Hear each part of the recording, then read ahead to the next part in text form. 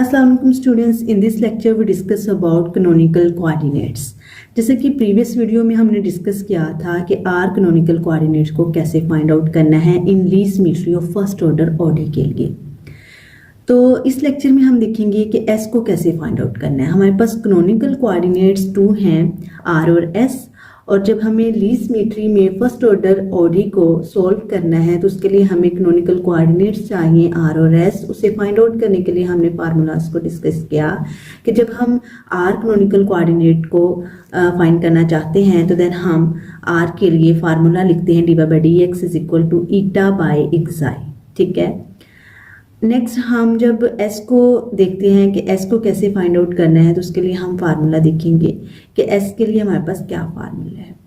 जैसे हमने previous video में एग्जांपल्स ली थी, सेम इन्हीं एग्जांपल्स पे हम देखेंगे कि एस को कैसे फाइंड आउट करना है। जी स्टूडेंट्स, तो यहाँ पे देखिए फॉर फाइंडिंग एस के लिए हमारे पास 2 टाइप के फार्मूलाज हैं। अगर तो हमारे पास जो टेंजेंट वेक्टर एक्साई और ईटा है, अगर तो एक्साई की वैल्यू जो है वो एक्साई हमारे पास एक्स वेरिएबल का फंक्शन होगा तो देन हम dx बाई एक्स वेरिएबल का जो भी एक्साई का फंक्शन गिवन होगा क्वेश्चन में वो यहाँ पे पुट करेंगे। ठीक है, अगर वो x में नहीं है y में है तो देन हम जो है कैसे सोल्व करेंगे क्वेश्चन में हम ये देखेंगे। एग्जाम्पल में आपको ज़्यादा अच्छे से समझ आएगी। ठीक है, ये एज इट इज़ आप लोगों ने फार्मूलाज को याद करना है। यहाँ पे उन्होंने दूसरा जो फार्मूला दिया हुआ है कि अगर आप लोगों ने y वेरिएबल से सोल्व करना है, s निकालना है, तो उसके लिए आप dy बाई ईटा की वैल्यू यूज़ कर सकते हैं। ईटा फंक्शन जो है वो हमें y वेरिएबल में गिवन है तो देन तो आप लोग इस फार्मूला को यूज़ कर सकते हैं। ठीक है, तो स्टूडेंट्स ये 2 टाइप के फार्मूलाज हैं जिनको यूज़ करते हुए आप लोग एस को फाइंड आउट करोगे। और इन फार्मूलाज को कैसे यूज़ करना है और कहाँ पे यूज़ करना है और क्या लॉजिक होगा उसके लिए आप लोगों को एग्जांपल्स को अच्छे से देखना है, अच्छे से समझना है, ताकि जब आप एग्जांपल्स को समझे तो आप इन फार्मूलाज को भी समझ लें कि ये कहाँ पे और कैसे यूज़ होने हैं। तो स्टूडेंट्स एग्जाम्पल की तरफ चलते हैं। हमारे पास एग्जाम्पल है, consider the following least symmetries which are scaling. यहाँ पे हमें लीस्ट सिमेट्रीज गिवन है and then the tangent vector is, तो देन हमारे पास जो टेंजेंट वेक्टर है वो भी गिवन है। अब क्वेश्चन में हमारे पास लीस्ट सिमेट्रीज हैं और देन टेंजेंट वेक्टर्स भी दिए गए हैं। तो हमें ये कहा गया है कि कैनोनिकल कोऑर्डिनेट्स फाइंड आउट करें। तो उसका क्या मेथड है जी? सबसे पहले तो हमने इसी एग्जाम्पल पे आर को फाइंड आउट किया था। आर कैनोनिकल कोऑर्डिनेट्स को फाइंड आउट करने के लिए हमने क्या कहा कि dy/dx लिखेंगे और इक्वल टू ईटा की वैल्यू ky बाई x आ जाएगा। ठीक है, देन हम जी इन्हें रीअरेंज करने के बाद इंटेग्रल लेते हैं और हमारे पास आर कैनोनिकल कोऑर्डिनेट्स आ जाता है। अब जी अगर हम एस की बात कर रहे हैं तो एस के लिए हम इन फार्मूलाज को यूज़ करेंगे। ठीक है, तो यहाँ पे हमें फाइंड करना है एस।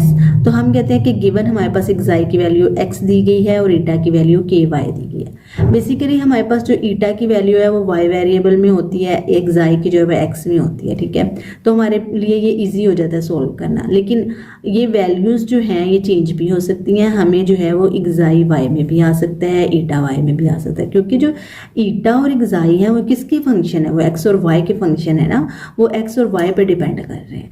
तो देन हमारी जो इनकी वैल्यूज़ हैं वो x y दोनों में आ सकती हैं।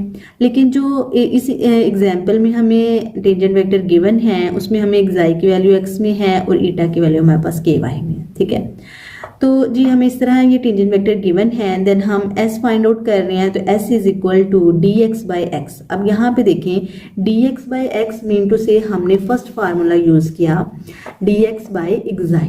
ठीक है, तो एक्साई की क्या वैल्यू है? एक्साई की वैल्यू है x, तो हमने क्या वैल्यू यूज़ किया यहाँ पे dx बाई एक्स। ठीक है, हमें जो एक्साई की वैल्यू है वो x वेरिएबल में गिवन है तो हम dx बाई एक्स ले सकते हैं, क्योंकि यहाँ पे हम इंटेग्रल लेंगे विद रिस्पेक्ट टू x। अगर with respect to x integral ले रहे हैं तो जो वेरिएबल मीन टू से जो फंक्शन होगा वो x वेरिएबल में होगा। फंक्शन किस में होगा? x वेरिएबल में होगा, ताकि हम इसके इंटेग्रल ले सके। ठीक है, तो इंटेग्रल ले सके इस वजह से हम क्या कहते हैं, हम इस फार्मूला को यूज़ करते हैं क्योंकि एक्साई की वैल्यू जो है वो x में है। तो देन हम कौन सा फार्मूला यूज़ करेंगे? हम dx वाला फार्मूला ही लेंगे ना, क्योंकि हम इसमें एक्साई की वैल्यू पुट कर रहे हैं। होपफुली आपको इस कॉन्सेप्ट की समझ आई होगी। तो यहाँ पे जी हमने सिंपली क्या किया, इस फार्मूला को यूज़ करते हुए हमने इंटेग्रल ले लिया।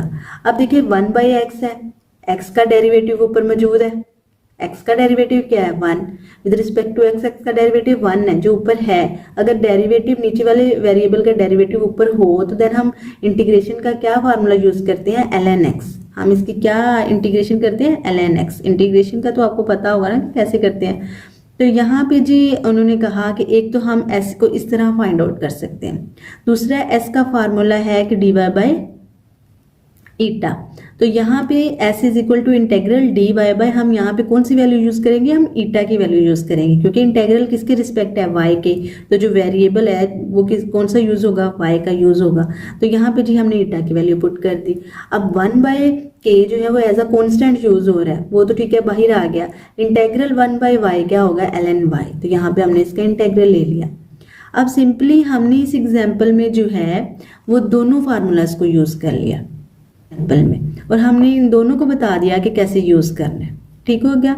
अब आगे चलते हैं जी। हमने यहाँ पे s फाइंड आउट किया है, सो हम कहेंगे so canonical coordinates is r and s।